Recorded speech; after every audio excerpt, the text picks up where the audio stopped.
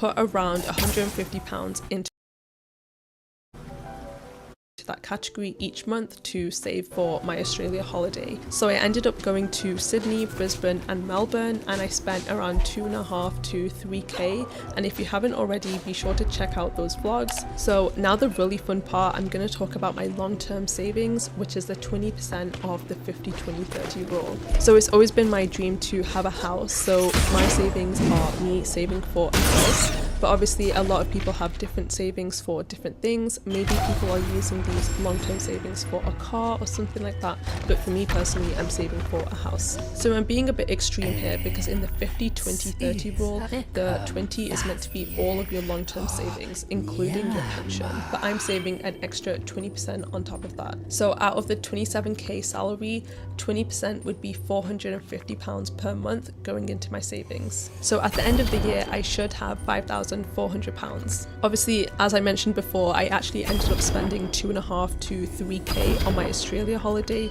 So actually in the couple of months before my holiday, I didn't put anything into my savings. So at the end of like 1 year of this budget, I had around £4,500 saved. So yeah, that's the breakdown of my budget, and I think if you add it all up, it roughly adds up to £1,900. So that's how I spent my money for the past year when I was living alone. And honestly, just my thoughts on like having this budget on a 27k salary, it's really tough and really hard. And actually, if you calculate the percentages, I'm actually spending around 70% on my needs, 10% on my wants, and 20% on my savings. So actually long term you can get burnout from having a budget like this. But obviously on a 27k salary, there's not much you can do with your budget, and if you have priorities and things, sometimes you can't get away with having more money on your wants, and all of it ends up going into your needs and savings.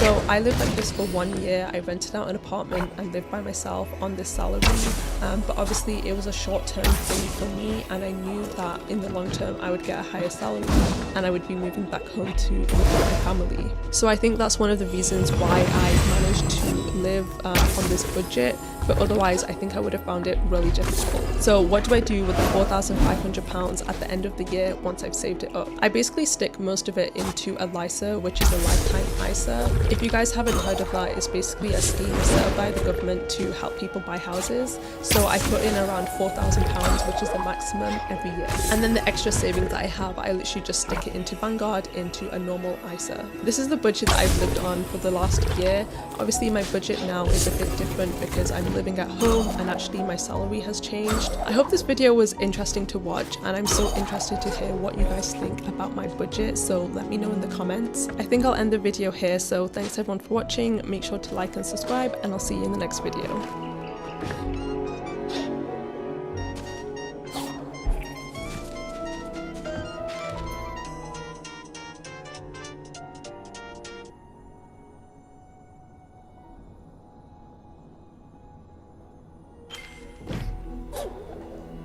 For a moment, there was so much hope. Apartheid was over. South Africa had, for decades, essentially operated as two different nations superimposed on the same landscape. There was the white nation, wealthy and westernized, boasting a similar, if not higher standard of living to that of Europe due to its similarly strong and diversified economy. Then there was the black nation, impoverished and excluded from that wealthier white nation by a legally enshrined system of segregation.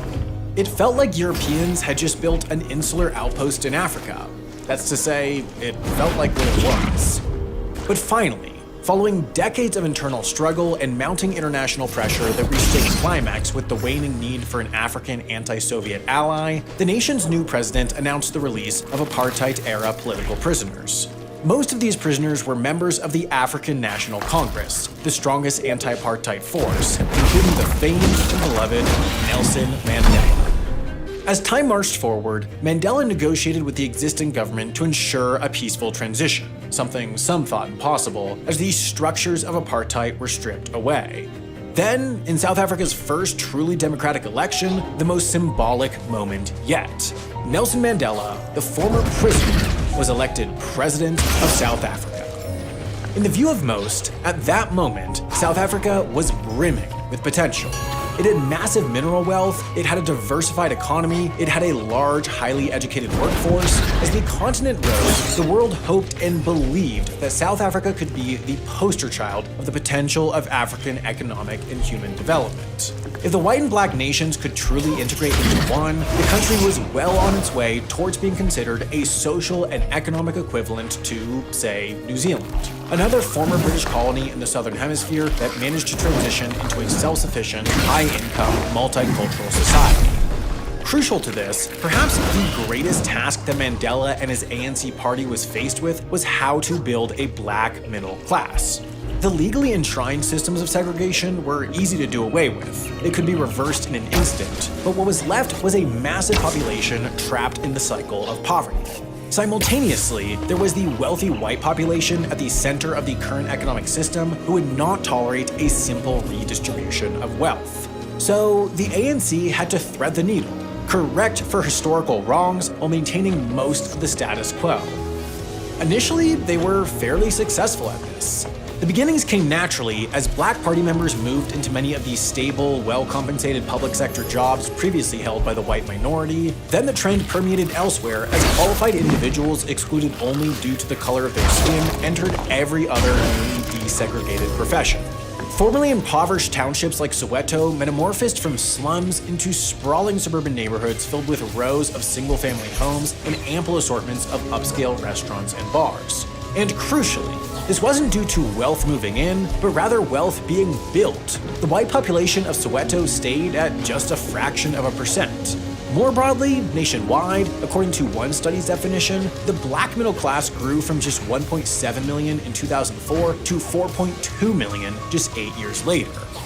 As perhaps the strongest validation of South Africa's progress so far, the nation was selected to host the 2010 FIFA World Cup, an event that had never before taken place on the African continent. This sent a message.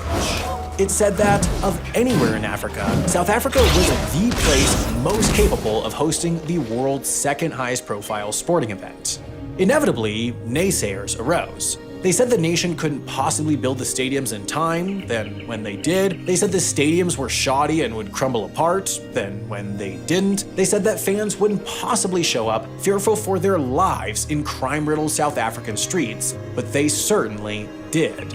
As the sound of vuvuzelas engulfed the TV